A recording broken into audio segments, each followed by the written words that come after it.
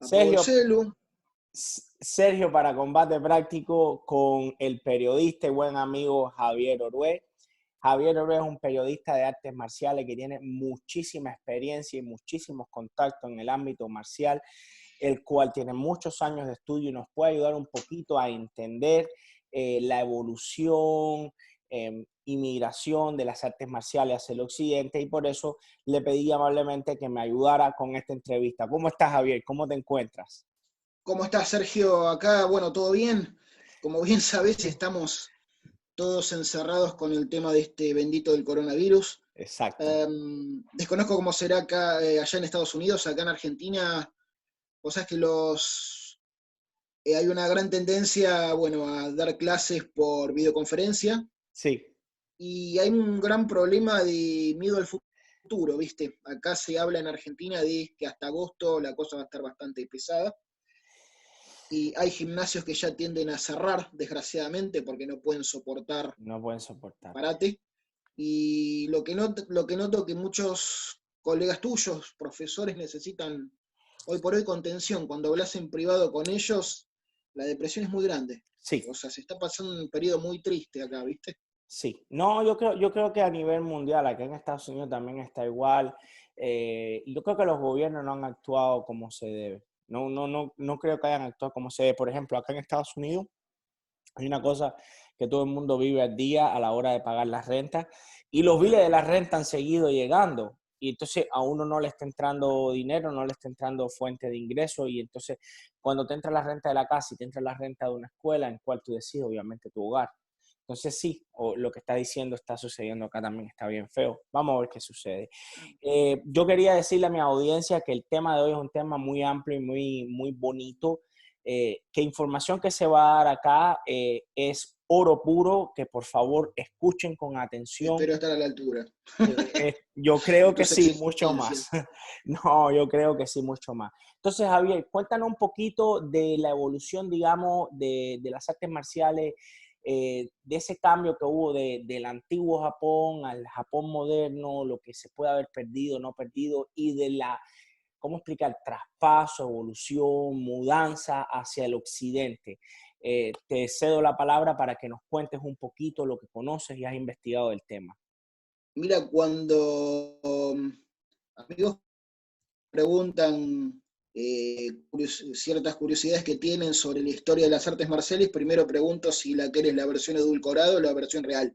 La versión real igualmente vamos a edulcorarla un poquito porque te cuento, tenemos desde masonería hasta Segunda Guerra Mundial, gente que a lo mejor considerabas intachable y son seres humanos como vos y como yo, con Claro, virtudes y defectos. Entonces, quizás a mucha gente le duela escuchar que cierto maestro tan famoso era antioccidental, que los odiaba a los occidentales. Quizás si analizamos un poquito, porque la historia hay que analizarla, entenderías por qué un Gichin Funakoshi odiaba a los occidentales. Imagínate que durante la guerra que te tiren bombazos los claro, americanos y no los vas a querer, claro que no. con todo respeto. Entonces, No, no, sin entonces filtro. Contémosla sin preguntas, filtro. ¿te bancás la versión edulcorada o querés la versión real y si te la aguantas o no? En el buen sentido, porque existe lo que se llama revisionismo histórico, entonces siempre está bueno conocer qué pasó para no volver a repetir esos errores o entender Claro. el contexto de por qué hicieron lo que hicieron estos personajes. O sea, el primer paso que yo considero, según historiadores, que es el para llegar a esta época, es lo que se llamaría siglo XVII, el periodo Tokugawa. Ok, Mucha gente cuando le comentás de qué se trata el jiu-jitsu lo toman como la versión moderna. Cierto material te pasé hoy por escrito, espero que lo leas después tranquilo. claro. Es material privado que tiene el Kodokan. Los historiadores de Kodokan, la casa del judo, hay material que es para internos de sus profesores a nivel mundial y hay material que es para publicar para el que no practica judo. Ese es Exacto. material interno. En su momento había más de 700 estilos de jiu-jitsu. Jiu-jitsu era un término genérico. Jiu-jitsu, yaguara, aiki jiu-jitsu, en realidad eran términos genéricos de combate sin armas. Había Ya más de entiendo. 700 estilos, o escuelas, como te guste llamarlo, y cada uno tenía una especialidad. Golpes en los puntos vitales, o proyecciones, o técnicas de asfixia. Más llegando ya para fines del siglo XIX, cuando Jigoro Kano empezó a hacer sus propias investigaciones, porque él ni siquiera tenía idea de armar una escuela ni nada, él investigaba y empezó a tomar de esas escuelas los tres estilos que más le interesó. Ok. Ahí empezó a formar lo que se llamó, o lo que hoy se llama judo. En su momento era Jiu-Jitsu Kano, después se llamó Jiu-Jitsu Kodokan, hasta que por principios del 20, ahí ya se quedó el nombre de judo. Vos fíjate lo que son las cosas, empezamos con el primer detalle.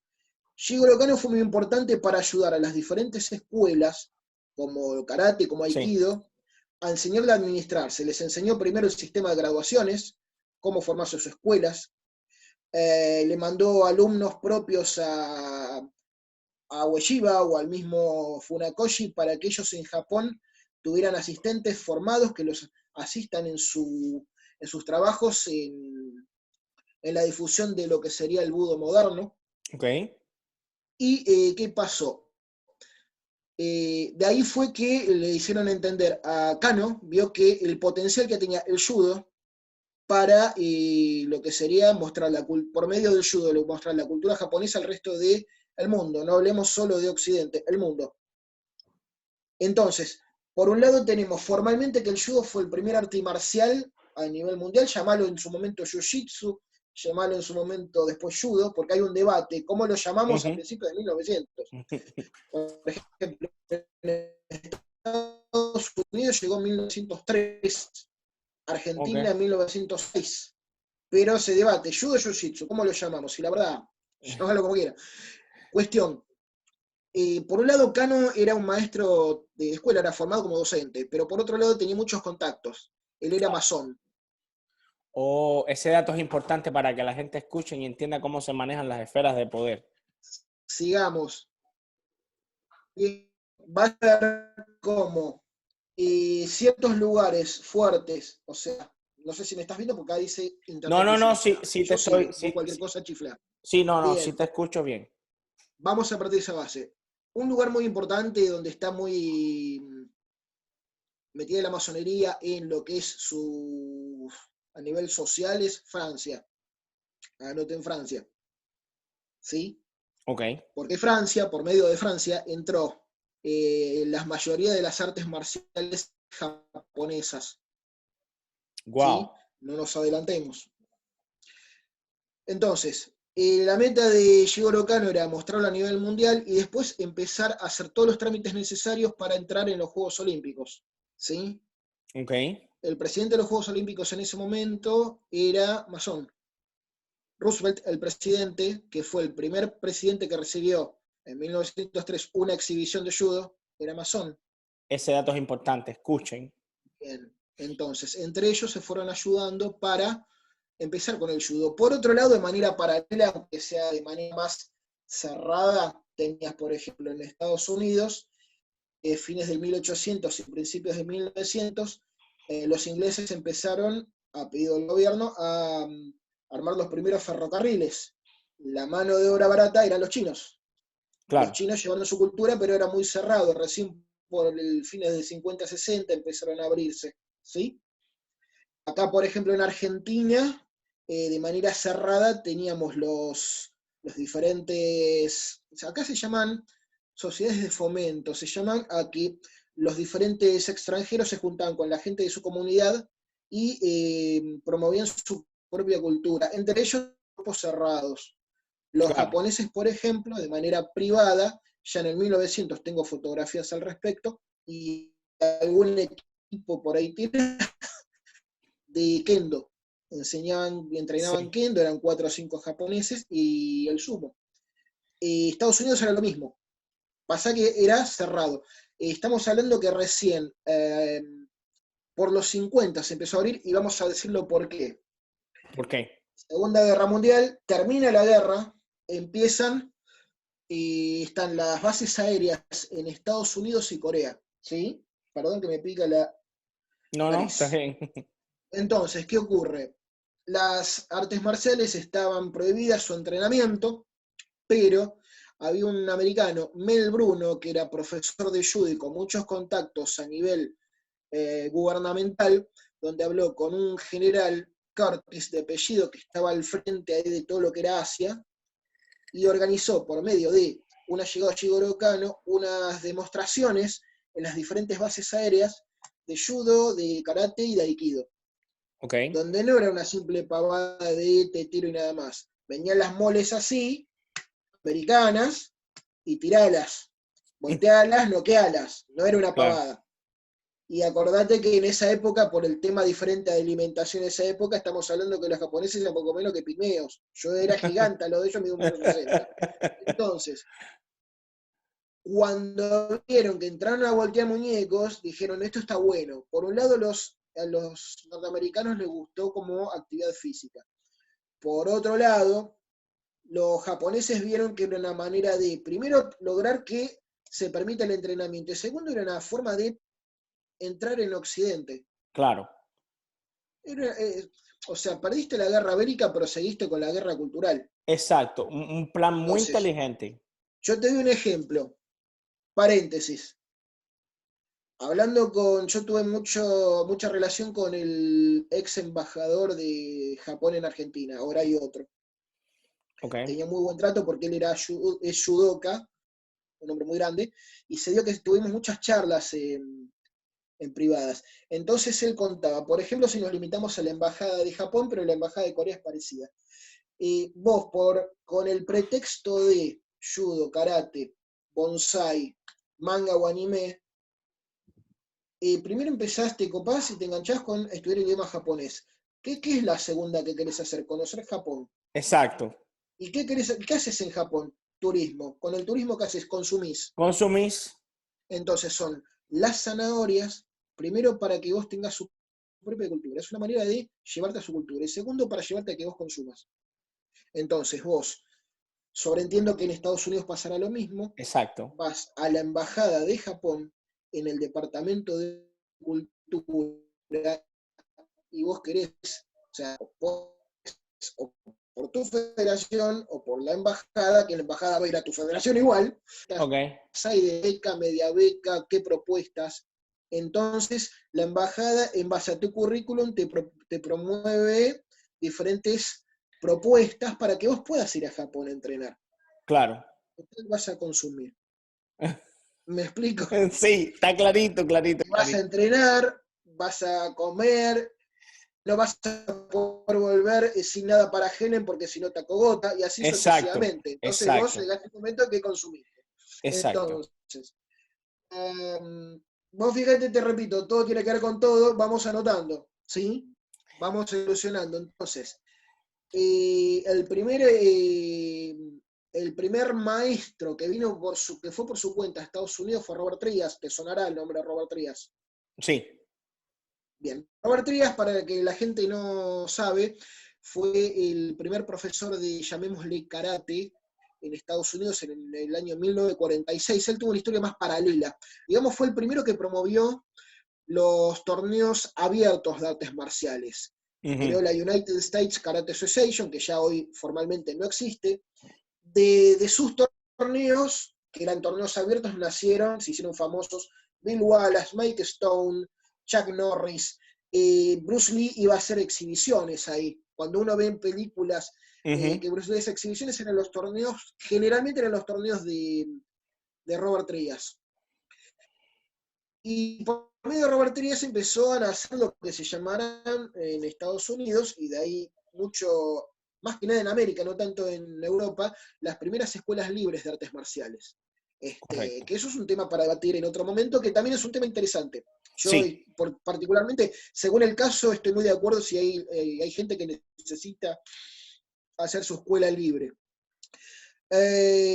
Vamos a Europa. Previo a lo que fue la Segunda Guerra, vamos a volver un poquito para atrás, Ok. ¿sí? Porque tiene que ver después con la Segunda Guerra. Arranquemos por un poquito para atrás. Vamos a Francia.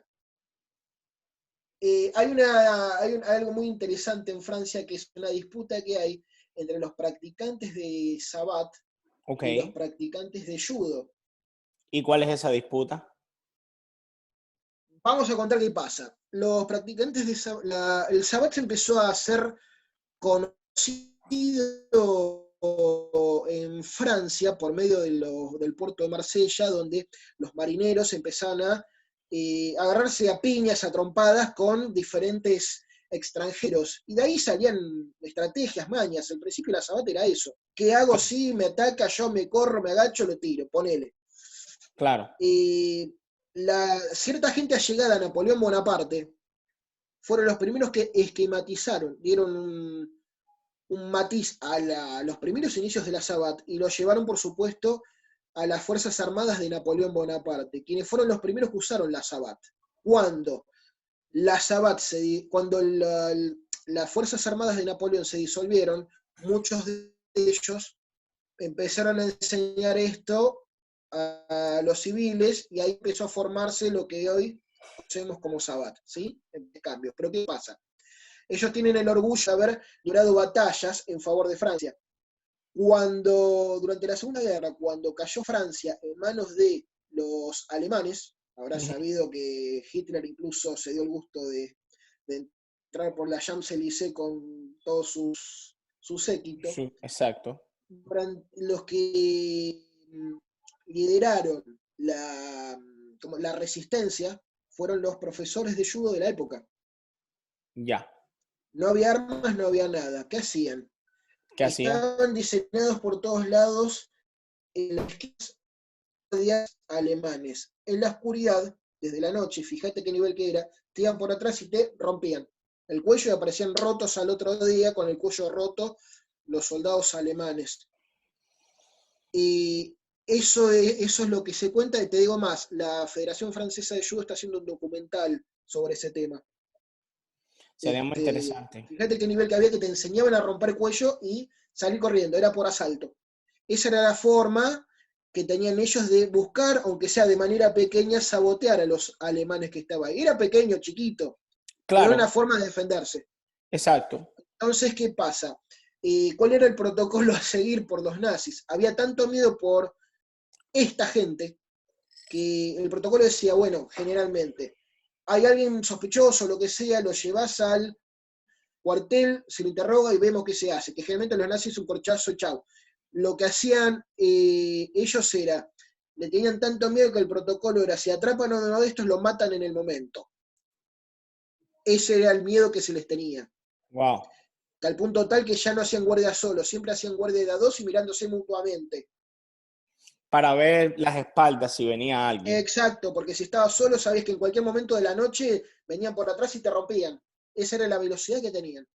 Por supuesto, también hacían bombas Molotov para quemar tanques o lo que sea, pero se hicieron famosos por la velocidad y precisión que tenían, que en segundos te rompían el cuello y salían corriendo.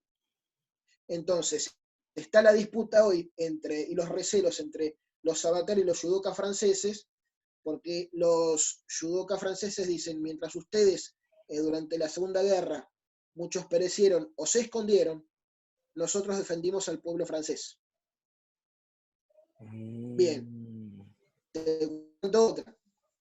Vos fíjate, te repito, cómo todo tiene que ver con todo. Y ahora en un rato volvemos a la masonería. Ok. Tanto de historia más como para que veas cómo las artes marciales tuvieron que ver mucho con la historia, el devenir de la historia de la que uno conoce siempre. Permíteme Dale. decir algo. Es que yo siempre lo estoy diciendo, a veces las personas no me escuchan. Lo mismo pasa con la UFC. Hay a veces peleadores excelentes en gimnasios, pero no los llevan a la UFC, que le pueden ganar a Conor, a McGregor, a Conor McGregor, a Javier, a los dos a la misma vez, pero no los llevan porque no son personas que venden, y al final todo es un negocio, todo en las artes marciales es un negocio, Ya lo que vamos las a llegar a personas no eso. entienden. Ya vamos a llegar a eso. Y me hiciste acordar algo, hablando de UFC, o antes llamado Vale Todo. Siempre desde que por lo menos el judo, que fue el primer arte marcial, empezó a tocar tierra en Europa o América, ya empezaron esos desafíos tipo Vale Todo. No es una creación de Helio Gracie o de los Gracie. Ellos lo supieron llevar adelante con gran mérito. Claro. Pero les doy un ejemplo. Siempre repito, a la historia hay que analizarla y pongámonos en contexto. principios del 1900, muchos japoneses iban a Europa a ganarse la vida Claro. y se metían a trabajar en los circos. Entonces, un espectáculo del circo era ver cómo este japonés desafiaba gente del público y lograba, haciéndolos usar contra su fuerza, en pocos segundos vencerlos. Hoy es totalmente masticado eso, pero imagínate en esa época la gente Sí. se sorprendía muchísimo. Bueno, eso por ejemplo se hacía en Europa y terminó empezando a hacer conocer el judo jiu-jitsu. Aquí en Argentina, por ejemplo, la revista, ya desaparecida hoy, la revista El Gráfico era, como podemos decir, Sport Illustrated en Estados Unidos, es una de las revistas ya a nivel mundial de deportes muy característica de Argentina, y habló por la década del 20, hizo una nota donde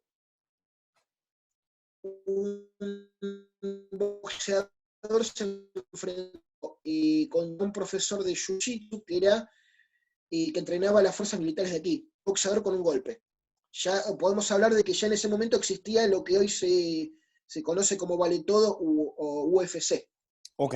Si seguimos hablando un poquito de la historia, antes de volver, por ejemplo, Primera Guerra Mundial, el padre del judo alemán, Erich Rahn, él peleaba en las guerras de trincheras y contaba en sus memorias que él tuvo que adaptar su judo, porque viste, en las guerras de trincheras, en la Primera Guerra era todo de asalto. Claro. Entonces él decía, un error que yo tenía podía costarme la vida, entonces tuve que adaptar mi judo a cuando me atacaban con bayoneta, a ver cuántos me atacaban de adelante, de atrás, del costado, con arma, sin arma, con bayoneta, lo que sea. Toda esa experiencia cuando terminó la Primera Guerra Mundial lo llevó a los gimnasios de su país, ¿sí? Y enseñó esa manera de interpretar el judo. Wow. Está el judo jiu-jitsu, tengámoslo de esa manera, Sí. ¿sí? Tengamos en cuenta también que en esos momentos no existía tanto como ahora los contactos con el Kodokan, ni existía lo que era la parte deportiva. Era más combativo. Claro. ¿Seguimos? Bien. Seguimos. En década del 30, los nazis toman Alemania, ¿sí? Y empiezan a perseguir a los judíos. Bien. Los judíos crean un programa secreto llamado SHIELD. Shield como lo de Marvel, así mismo. Claro, vos reíte, pero cuando empezás a leer de dónde se sacó el concepto de SHIELD fue de esto. Por eso les repito, cómo todo tiene que ver con todo. Wow. El programa SHIELD para la gente, los judíos, era un trabajo, un entrenamiento secreto para la ciudadanía. Tengamos en cuenta que era mucho más chiquito, inocente que lo que vemos en... Claro, claro, en la Bueno, película. para defenderse contra las agresiones, ¿sí? Entonces, en secreto, los judíos entrenaban judo para aprender a defenderse de las nacientes agresiones de los nazis en las calles de Alemania. Wow. Cuando se hizo insostenible, por supuesto, algunos lograron escapar y otros desgraciadamente fallecieron. Uno de ellos fue Pablo Leopold, o Paul Leopold, que fue el padre del judo uruguayo. Mira cómo todo va conectándose. Uruguay también tiene mucha influencia en su modo de vida masónica. ¿Quiénes lo son? Cuando estaba todo cerrado de Alemania y lo llevaron a Uruguay. Y dijeron, bueno, este es tu gimnasio a nivel social, aquí vas a entrenar a la policía y aquí vas a entrenar a los militares. Ya tenía todo servido. ¿Estamos? Estamos. Javier, dame un segundito que se está medio que cortando. Un segundito. Termina la Segunda Guerra Mundial en Europa. Javier, Francia, un segundito que está un poquito lenta la señal. Un segundito. volvemos. Espera. Dale, Ok, listo, ya regresó. Adelante, hermano. Se puso un poquito lenta la señal. dale, vos me vas dictando. Vamos al punto. Francia termina la Segunda Guerra Mundial y Francia empieza a reconstruirse. Bien, aquí toma parte una persona muy importante de lo que es en Europa las artes marciales. ¿Quién es? Tengamos en cuenta que se llama Henry Play, fue parte de lo que fue existencia, él era jovencito. Y su papá tenía un nivel social, económico muy interesante, tenía agencia de viajes. Henry Play era masón y también tenía llegada en los Rosacruz, que son algo así como primos de los masones, no vamos a hablar del tema porque no es el lugar, ¿sí? Ok. Él ya venía practicando judo, conocía la Sabat y se hizo amigo de Don Draeger. Don Draeger fue un practicante de artes marciales americano de influencia. Fue, digamos, el primer autor occidental de libros de artes marciales, para darte una idea. Cuando, te digo más, nosotros todavía recién entendíamos que salía algo de Japón, de China y de Corea, y él ya conocía artes marciales del sudeste asiático. Oh, wow. Para darte una idea. Era muy amigo de Masoyama, entrenaban juntos. Y él, bueno, le dio los contactos puntuales para ir a Japón, y de Japón trajo a Europa muchos maestros que empezaron a enseñar en su gimnasio y de parte de su gimnasio al resto de Europa. Te estoy hablando de karate, te estoy hablando de kobudo, te estoy hablando de aikido, ¿sí? Todo a partir de ese gimnasio. De ahí nació la primera revista de artes marciales, que primero se llamó Bushido y hoy se llama Karate Bushido, que yo tuve el honor de trabajar ahí en el año 99 hasta el 2002. Fueron mis Ok. primeras experiencias de trabajo. Yo lo conocí Henry Play. Él me invitó a trabajar con él y fue quien me formó. Y parte de esta historia me la contó él. ¿Sí?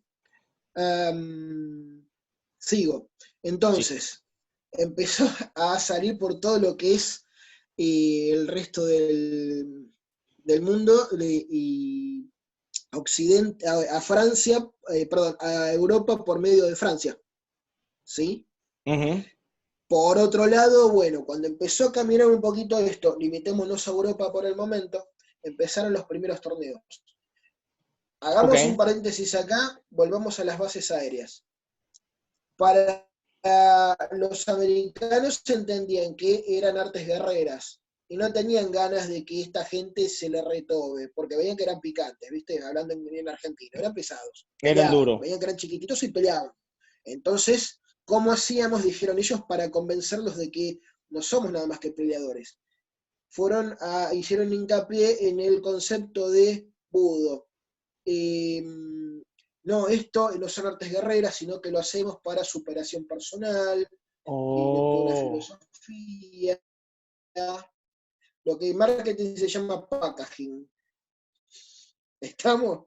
Estamos. Entonces los americanos compraron y a partir de ahí las diferentes escuelas, todavía no habían nacido el concepto de federación o Javier, asociación, entonces entonces, empezaron a partir de ahí empezó a nacer esto. Sí, dale, una pregunta, solo para recapitular. dale. Entonces, a ver si entiendo bien.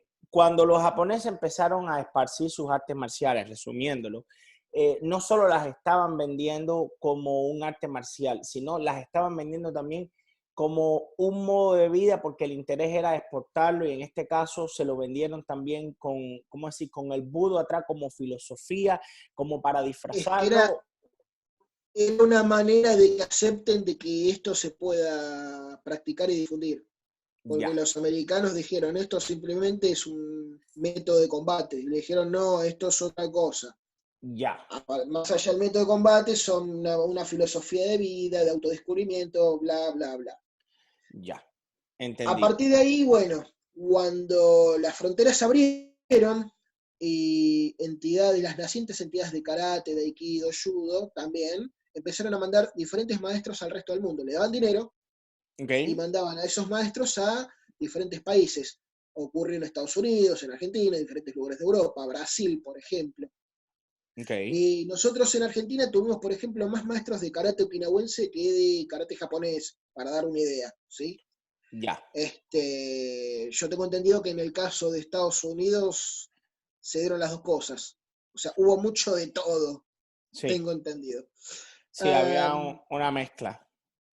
Sí, además súmale una cosa. Mientras tanto, de manera paralela, estaban haciendo lo que se llamó en su momento taekwondo. Cuando los japoneses perdieron la guerra, liberaron a los coreanos porque ellos estaban ahí dominando ese país.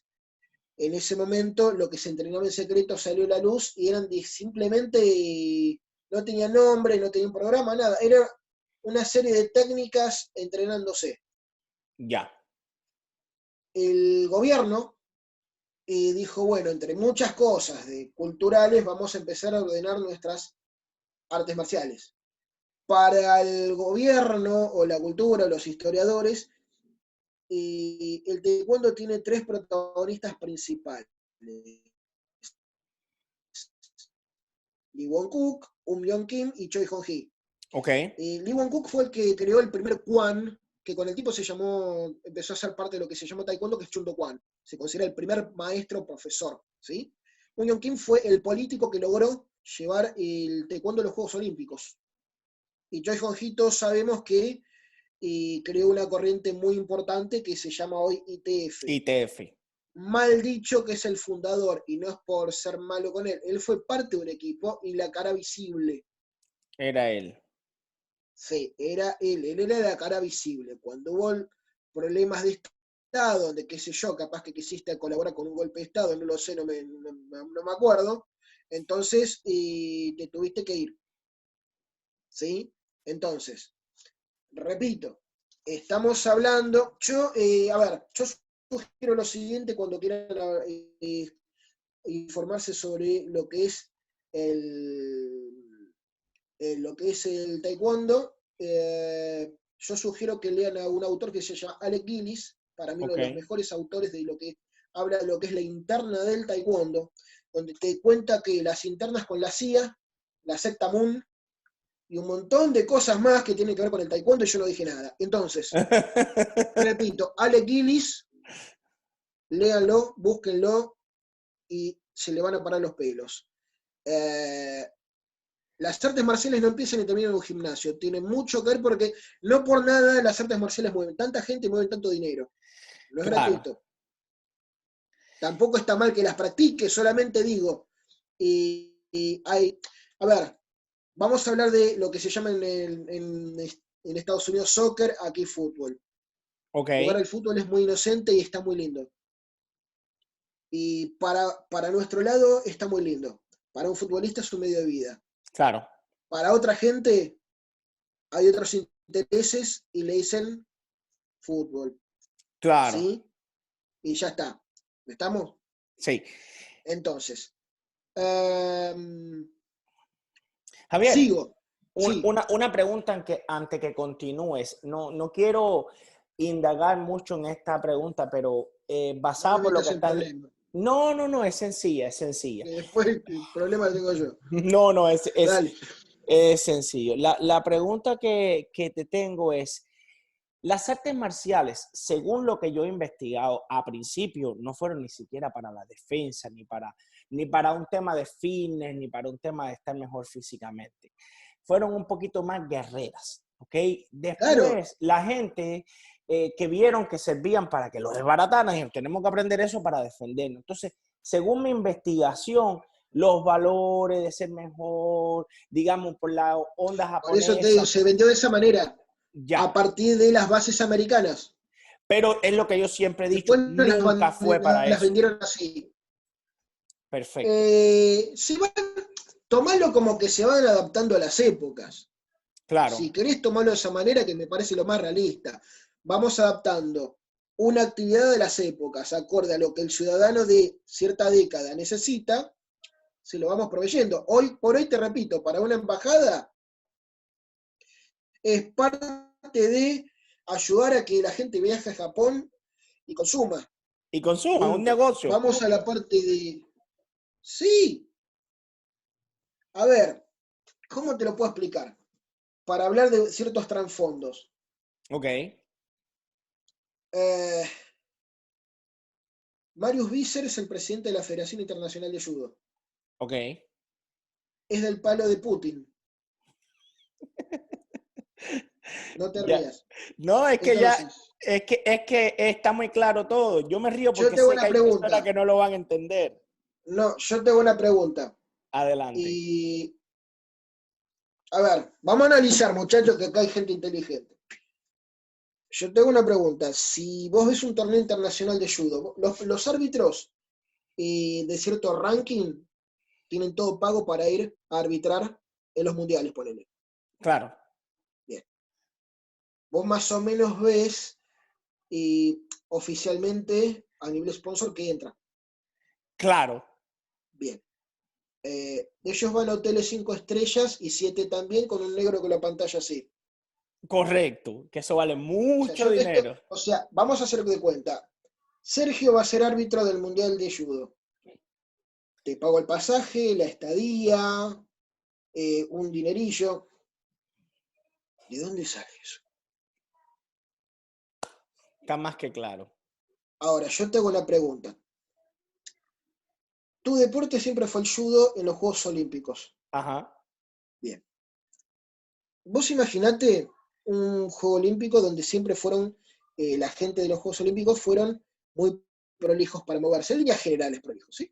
Hablo de Sí. los dirigentes cuando organizan todo. Yo estuve viendo los Juegos Olímpicos de la Juventud acá en Argentina y las internas, y te digo, son relojitos, ¿sí? Bien. Ok. Eh, de pronto el karate viene insistiendo, queremos, locos, ser nosotros también. Bueno, ok. Bueno, dejá de joder, en Tokio tenés la tuya. Cuando vos querés entrar a los Juegos Olímpicos, vamos por partes. Vos, entrenador, armás tu plan de entrenamiento. Acá, por ejemplo, en Argentina, y sé que en Estados Unidos también, porque hablé en su momento con Toki Hill, que es el manager de la selección americana de karate, De se karate. estila armar de Juego Olímpico a Juego Olímpico el programa de entrenamiento. ¿Sí? O sea, cada 4 años. Se Ujú. empezó a adaptar así a partir que dijeron, bueno, en Tokio tenemos el Juego Olímpico. Claro. Eh, a ver, ¿cómo dijimos las palabras? La situación es la siguiente. Vamos a hacer un paralelismo con el Wushu. ¿Te acordás que en Sí. Beijing, Wushu entrenaron, participaron, todos felices, arriba del podio, después dijeron, ¿qué pasó con el Wushu? ¿Qué sé yo? Bueno, pero ¿qué pasó? Los entrenadores pudieron entrenar bien, los atletas entrenaron bien, los sponsors ganaron la suya Ajá. y todos felices. Ahora, mi pregunta es la siguiente, pequeño saltamonte. ¿Qué pasa que con el karate saltó que no iban a seguir estando teóricamente dentro de los Juegos Olímpicos antes de este Juego Olímpico Tokio? No sabría decirte que no quisieron pagar, ¿Por no qué lo tenían dinero. hiciste correr la bola antes? Porque corres el riesgo que se te caigan los sponsors y, Oh, y ¿qué pasa? Porque imagínate, si hay dos artes marciales del mismo país, se repartiría la torta, sería complicado. exacto. ¿Está claro? Estamos clarísimos. Bueno, cambiemos de página. Entonces, ¿entendieron, muchachos, lo que hay atrás de todo esto?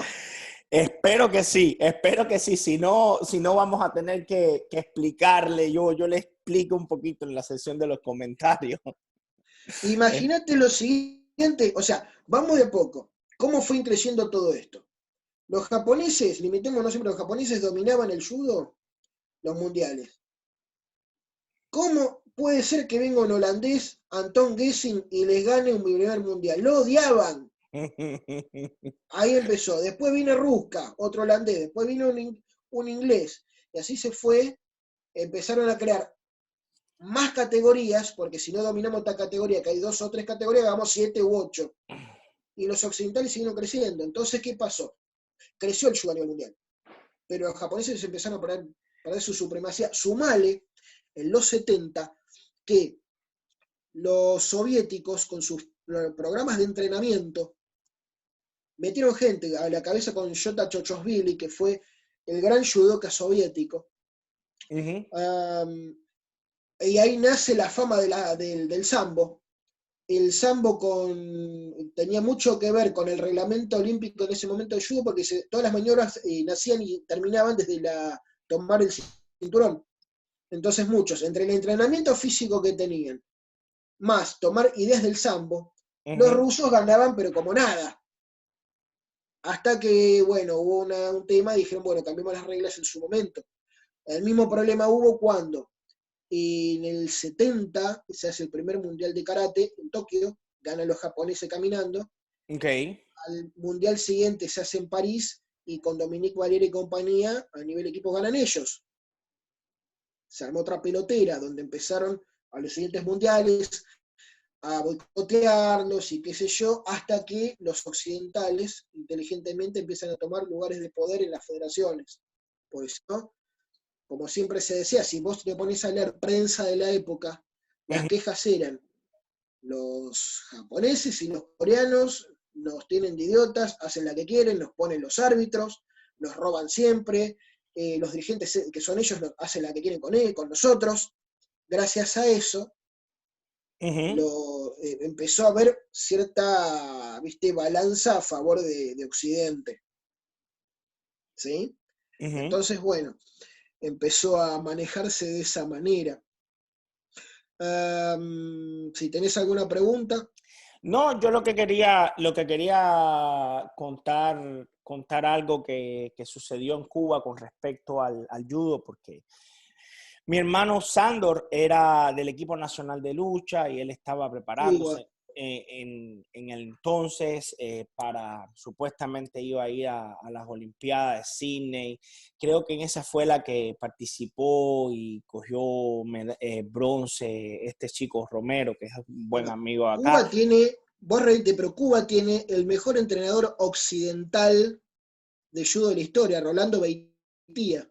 Se cansó de sacar campeonas en mujeres mundiales, olímpicas, interplanetarias. El tipo es una fiera, yo lo conocí varias veces, es una enciclopedia. Ahí es a donde voy. Entonces, esta chica que ganó en el año 2000, oro creo que fue, le mandaron un comunicado muy interno, que lo voy a decir porque ya ha pasado mucho tiempo y de todos modos ya... Ya prescribió, así que puedes caminar tranquilo por Sí, la calle que nadie te atropella. sí, no, y entonces le mandaron a decir a Cuba, los cubanos, los japoneses le mandaron una carta muy, muy polite, muy políticamente correcta, Sí, diciendo correcta.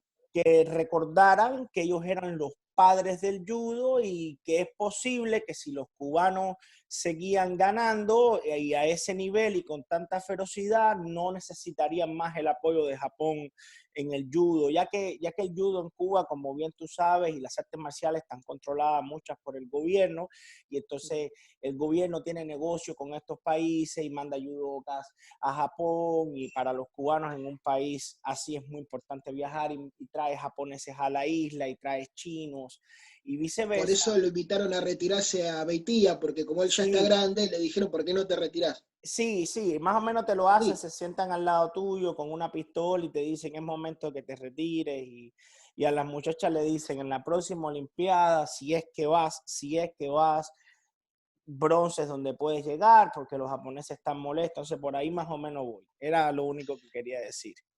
Claro, por eso tienen todavía supremacía de arbitrajes los japoneses, los coreanos. De hecho, hubo muchas quejas en Seúl 88 porque los árbitros eran coreanos. Entonces, contaba, me acuerdo de haberlo leído esto en la revista Black Belt. Un atleta americano dijo, si lo matabas al coreano, lo sumo te daban un empate. Era así. No, sí que fue un escándalo que tuvieron que corregir un montón de cosas para luego hacerlo en Barcelona 92, que dicen que fue una edición más seria de todo este asunto, ¿viste? Dios mío. Bueno, qué sé yo, por ejemplo, tenés el caso del Aikido. La historia oficial te cuenta que el Aikido viene del Aikikai. En realidad, según historiadores, viene desde Iwama Aikido, que se cuenta que es el Aikido guerrero. Ueshiba tuvo problemas con el gobierno, ahora perseguido, porque bueno, él estaba en una entidad antigubernamental, entonces bueno, parece que en Iwama iba a estar más tranquilo, y tomó como sirviente de él, no Uchideshi, sino sirviente, a un maestro de apellido Saito, creo que era Morihiro Saito, pero me lo confundo con el nombre del hijo, tomen como Saito. que este señor venía de practicar también, venía del jiu-jitsu, no era ningún dormido tampoco. Entonces Ueshiba lo que hacía era todo lo que quería pulir lo hacía con este muchacho. Ujú. Y como muchos, o sea, hablemos de que él era una persona que entrenaba, no tenía intenciones de crear ningún arte marcial, obviamente ni hablemos de Aikido, pero mucha gente lo siguió a Iwama para entrenar con él. Claro. A partir de este señor Saito, que Saito fue el encargado de armar todos los programas, de ahí nació el Aikido. Ueshiba puso el nombre de todo, pero Saito fue el encargado de armar todos los programas. En Tokio, ¿qué pasaba? Estaba el hijo de Ueshiba, pero como en Tokio era más administrativo, otro nivel de gente, era un lugar capital, las clases eran más suaves. No hablemos ni peor ni mejor, era más suave. Más suave. Iwama, como era un lugar más rústico, más de campo, y otro perfil de gente, era otro Aikido. ¿Sí? Uh-huh. Hay una anécdota que cuenta, habrás escuchado hablar de John Blooming. Obvio. Pero cuéntala, no, o sea, Me cuéntala alegro que conozcas a John Blooming. John para Blooming que las cuenta personas que lo sepan. él, bueno, no conoció el Aikido Iwama, fue al Aikikai y pidió, fue acompañado de este tipo de Don Dreger, que lo cuenta en sus anecdotarios, que el hijo de Ueshiba se escondió porque John Blooming quería conocer qué era el Aikido, pero lo quería conocer a partir de El un combate. desafío a combatir. Y le pidió permiso a Ueshiba, el tipo pesado, si iba a pelear, y peleaba, pero en ese momento era viejo. Dijo, bueno, es entendible. Y pasa que los demás eran administrativos y demás. Bueno, puedo con su hijo, que es el maestro que corresponde, por una cuestión de etiqueta, su hijo. Y literalmente dicen que se escondió. Entendamos que John Blooming era 3 metros por 3. Sí, un escaparate. Era una cosa espantosa, John Blooming. Yo también me hubiera escondido, ¿eh? Yo también. Y es más, de ese año para acá no hubiera salido todavía. Así supiera que se murió, no salió igual por la duda. Entonces, cuando murió Ueshiba se rompió la relación porque había celos de parte del entonces hijo de Ueshiba con este señor Saito. Si uno mira las clases del Aikido oficial y las clases de Aikido de Iwama, va a ver las diferencias, que yo invito a que lo vean. Es muy interesante. Yo tengo planeado más adelante hacer una serie de notas con ellos para mostrar ese Aikido. Y mostrar mejor de qué se trata contar bien la historia de ese Aikido. No es hablar en desmedro de nadie, o sea, yo repito lo siguiente. No habla mal de nadie porque, a ver, cada uno entrena como mejor lo siente el arte marcial. Así es. Hay gente que quiere pelear y se quiere medir y es respetable. Hay gente que a lo mejor es feliz practicando un kata y nada más. Y es respetable también. Exacto. El arte marcial tiene muchos matices y es bueno para todos. No todos queremos subir a una jaula. Exacto. Hay algunos que queremos bajar la panza después de salir de las presiones y del sedentarismo de la oficina. Como digo, para que se entienda, no es ni mejor ni peor ninguna de las dos formas de enseñar. Son distintas para dos públicos distintos. Exacto. Simplemente eso. Exacto. Por eso también, y como no son muy conocidos Iwama, es un grupo muy chico y a nivel mundial, los invito a que los busquen. Y es muy interesante ver las diferencias entre un entrenamiento y otro y conocer la historia de ambas partes. Yo acá tengo un representante del Iwama, yo creo que lo puedo traer. Yo lo conozco porque él entrenaba judo junto conmigo cuando yo estaba entrenando el arte marcial cubana, judo, kickboxing, que bueno, tengo entrevista con ellos, una historia interesante. Es un intento que se está haciendo por unificar el deporte de contacto y las artes marciales mixtas y darle como especie de una línea tradicional, ¿no? Para que tú puedas trazar dónde está. Pero bueno, otro día yo puedo traer al que lo organizó, que es Eric el Tigre Castaño y Carlos Finales, para que cuenten un poquito. Entonces conozco a uno de los del judo, que primero fue practicante de judo y también fue a Japón, entrenado muchos años, el Iwama, y creo que nos puede contar. Sería interesante, pero déjame Te sugiero que lo contactes, que es muy interesante. Por otro lado te cuento, volvamos un poquito para atrás, el reglamento que usan los jiu-jitsu con gi para competir es lo que en judo se llama Kosen Judo. Es el viejo reglamento de los principios del judo deportivo. que después cuando quisieron ser olímpicos cambió ese reglamento, se hizo más suave y se dejó de lado. Pocas décadas atrás se volvió a ese reglamento, hay un par de universidades que lo utilizan en el Kosen Judo, aquí en Argentina también se utiliza y es muy interesante porque se invita a escuelas locales de Jiu-Jitsu y está bueno el contrapunto entre las dos formas de entrenar. Sí. Es muy bueno y te digo, se nota la disputa y la rivalidad. No se llega a mayores, hay mucha deportividad, Sí. pero uno quiere mostrarle al otro quién es quién, ¿viste? Y está bueno. Claro. Una última pregunta que te tengo, Javier, que creo que aclararía mucho con el tema de las artes marciales. ¿Se perdió mucho o no se perdió tanto anterior a la Segunda Guerra Mundial con la actualidad? O sea, ¿se perdieron estilos, técnicas en esas batallas que hubo en la Segunda Guerra Yo Mundial? siento que, mi punto de vista, sí te voy a dar un ejemplo. A ver, como lo mostré, porque es largo te repito que como que hay que analizarlo. Claro. A ver, vos viste que antes se pasaba todo de manera oral el conocimiento. Correcto. Bien. Uno era para resguardar el secreto y otro era porque no tenías otra manera de transmitirlo. Correcto. Cuando nace la imprenta, fue la gran revolución. Vos todo tu conocimiento lo volcabas y de manera fácil se la transmitías a un alumno. Claro. Por eso se dice que vivimos otra revolución, como el que es Internet. Bien, tenemos bibliotecas enteras y bibliotecas enteras al servicio tuyo. ¿Qué pasa? Cuando Okinawa es arrasada, se pierden muchos de esos conocimientos, muchos de esos libros, mucha de esa información. Y vos sabés que se juntaron varios de los profesores que sobrevivieron a la guerra, empezaron a juntarse para analizar y comprender los katas, porque los que habían quedado eran practicantes avanzados, no eran maestros muchos de ellos. Algunos habían muerto por cuestiones naturales, otros por la guerra, entonces quedaron los alumnos avanzados. Y vos sabés que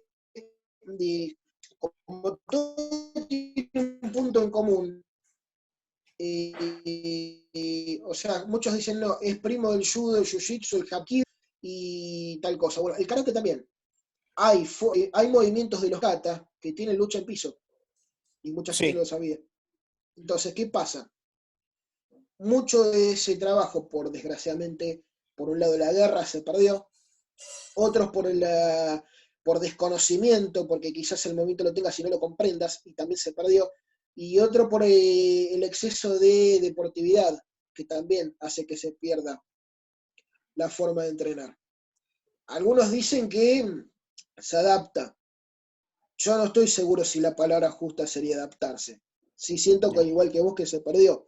A mí me gustaría tener más abanico de posibilidades para poder elegir qué es lo que quiere uno. Porque, como te digo, karate tiene grappling y mucha gente se sorprende cuando le decís, ¿cómo? Sí, en el kata está. Hay katas avanzados que tienen grappling.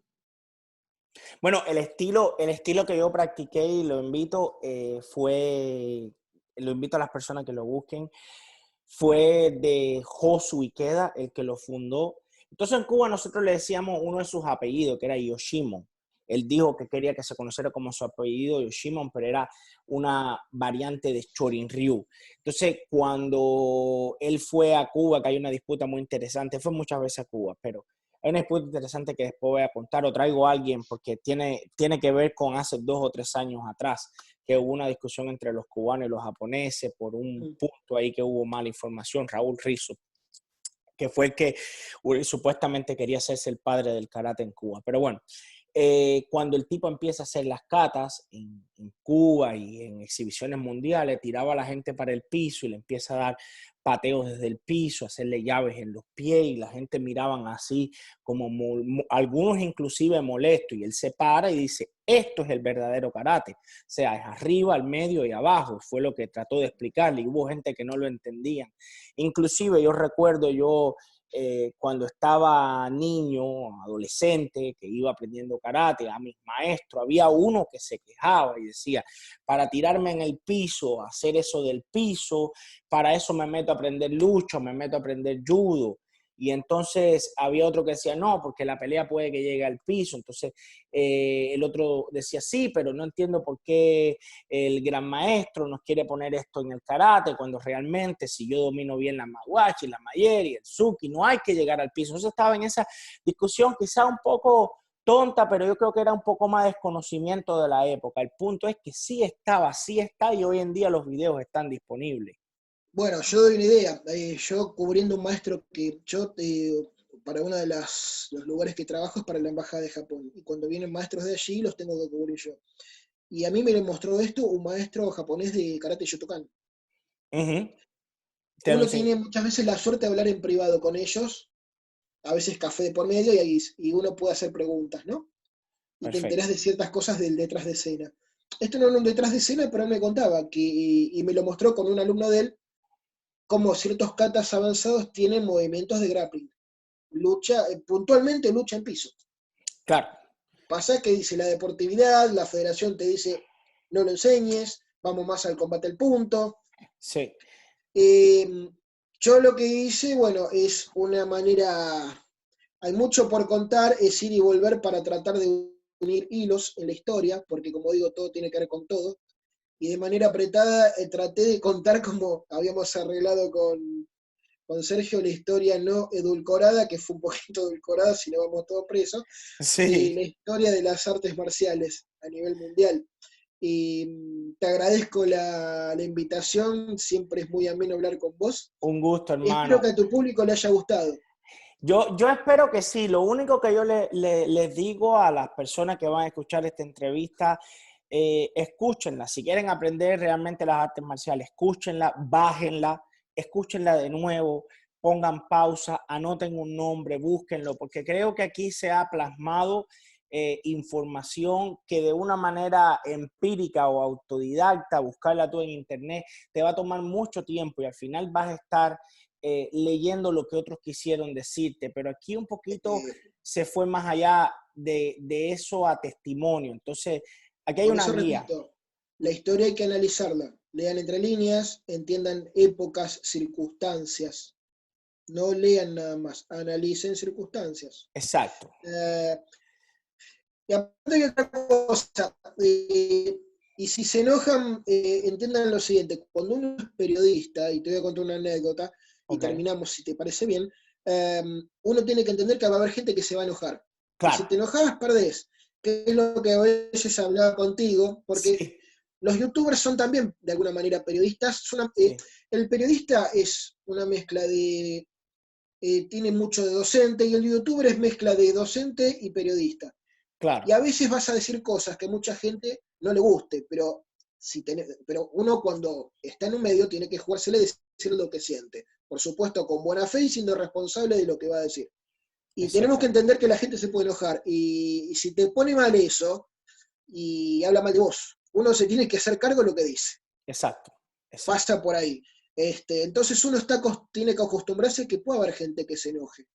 Y Va- bueno, qué sé yo. Yo me quedo con la conciencia tranquila que lo que digo está fundamentado y está investigado. Exacto. Y si alguien tiene alguna duda, me quiere preguntar, con mucho gusto, está todo más que bien. Y bueno, ojalá que tu canal siga creciendo. Hay Gracias, entrevistas que Abel. hiciste que son maravillosas. No soy muy seguidor de canales de YouTube, pero sos uno de los pocos que sigo. Gracias, Abel. A vos te sigo. Descubrí a Fran Salva hace unos días, me gustó. El canal de Tengu reconozco que me gusta también. Gracias. Extraño a Debate Marcial, ojalá que vuelvan, o el oso día. Regresaron Ah, hace me un lo día. perdí, no me di cuenta. Perdón, Debate Marcial, lo voy a buscar, Excelente. no me enteré. Son los que sigo. Hablando de canales generalistas, ¿no? De temas generales, ¿no? De una escuela que muestra. Bueno, espero haberte colaborado, espero Gracias. haber sumado y estar a la altura de las circunstancias de tus exigencias y de tu canal. Hermano, Así que muchas gracias, Sergio.